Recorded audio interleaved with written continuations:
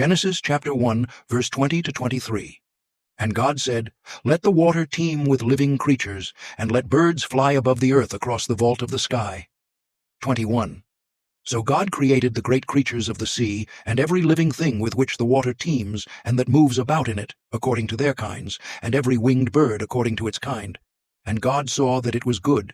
22. God blessed them and said, "Be fruitful, and increase in number, and fill the water in the seas, and let the birds increase on the earth." 23. And there was evening, and there was morning, the fifth day. Sa ikalimang araw ng paglikha, inutusan ng Diyos ang tubig na mapuno ng iba't ibang nilalang sa dagat, at ang himpapawid naman ay mapuno ng mga ibon. Nilalang niya ang lahat ng uri ng hayop sa tubig at mga ibon, at nakita niya na ito ay mabuti. Pinagpala niya sila at sinabi na dumami at punuin ang dagat at ang lupa. Pagkatapos nito, natapos ang ikalimang araw. Follow for daily Bible verses.